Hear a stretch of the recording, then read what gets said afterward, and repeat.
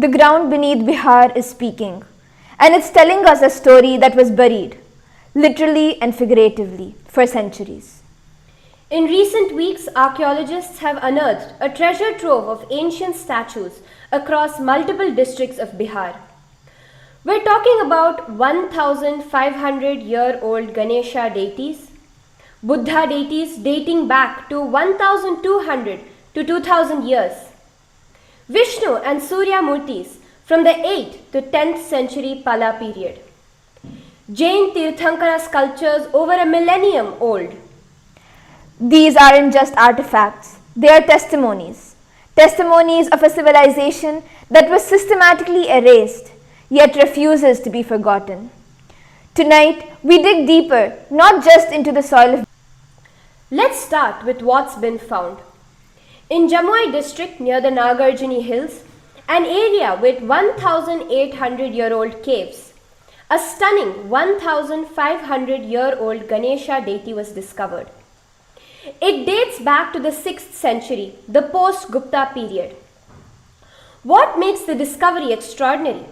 The idol depicts Lord Ganesha holding a sweet called Pedakiya, a crescent-shaped desert that represents the crescent moon on Lord Shiva's forehead. This is believed to be the original form of the modak we offer to Ganesha today. From Nalanda, Gaya and Vaishali, Buddha murtis between 1,200 and 2,000 years old have been found. These sites were once the epicenter of learning, where scholars from Asia came to study at universities like Nalanda and Lakhisarai and Madhubani. Murtis of Vishnu and Surya from the 8th to 10th century Pala dynasty have been unearthed. The Pala period was the golden age of art and sculpture in eastern India. These bronze and stone works are known for their graceful, fluid style, soft contours, sensuous curves, exuding serenity and elegance. From Nawada and Gaya, over 1,000-year-old Jain Tirthankara statues have been discovered. From Gopalganj and Rohtas, Shaivite sculptures. From Bhagalpur, a 1,300-year-old Vishnu Murti. The list goes on. These discoveries span multiple faiths, Hindu, Buddhist, Jain, coexisting, thriving under the umbrella of Sanatana Hindu Dharma. Now here's the question no one is asking. Why were these buried in the first place? Let me take you back. Bihar was once called Magadha, the heartland of Hindu civilization. It was home to the Mauryan and Gupta empires. It gave the world Nalanda University. Nalanda wasn't just a university, it was the world's first residential university. It had a 9-story library. Scholars like Aryabhatta, the father of Indian mathematics and astronomy, were associated with this institution. Students came from China, Korea, Japan, Tibet, Mongolia, Turkey, and Sri Lanka. Then came the 12th century. In 1193 CE, Bakhtiyar Khilji, a military general of the Delhi Sultanate, attacked Nalanda. The library was so vast, it took 6.5 months to burn completely. Over 9 million books were reduced to ash. According to historical records, the devastation was even more widespread. 412 million Hindus were massacred over centuries of invasions. 95 million were tortured under political crimes. 3.7 million were forced or blackmailed to convert. This wasn't just about conquest. This was a cultural genocide, the systematic destruction of a civilization's memory. Radiocarbon dating of archaeological sites in Bihar, such as Sakas, places human settlements at circa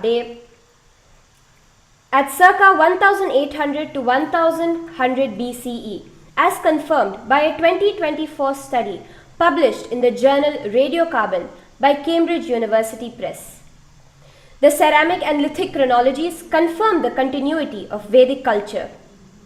But thermoluminescence dating and carbon dating have confirmed that Bihar's archaeological sites contain evidence of Hindu civilization stretching back to over 10,000 years to the Paleolithic and Neolithic ages, as documented in various ASI Archaeological Survey of India reports.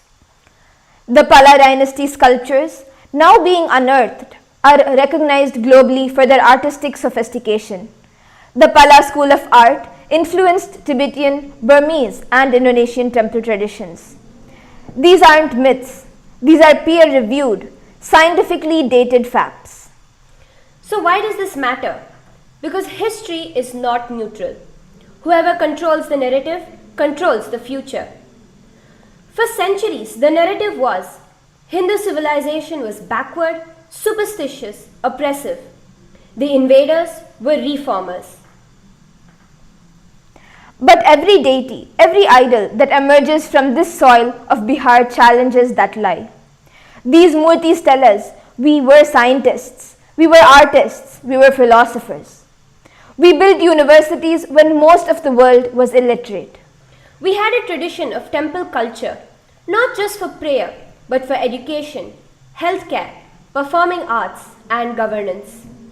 And when it was destroyed, we didn't vanish. We adapted, we preserved, and now we are reclaiming and reviving. These discoveries in Bihar are not accidents, they are reminders. Reminders that no matter how deeply you bury the truth, it will resurface. The work being done by the Supreme Pontiff of Hinduism, Bhagavan Sri Nithyananda Paramashivam, and Kailasa, preserving manuscripts, reviving temple arts, training the next generation in gurukuls, feeding millions through Annalaya, and documenting the untold Hindu genocide is not just cultural preservation, it is civilizational resurgence. And it's not just for Hindus, it's for humanity. Because when you destroy a library like Nalanda, you don't just harm one community, you rob the world of knowledge. When you desecrate a temple, you don't just attack a religion, you erase a piece of human heritage. So tonight, as we look at these newly discovered murtis, the Ganesha with his Pedikiya, the serene Buddha, the graceful Vishnu, let's remember, they survived and so will we. That's the story from Bihar.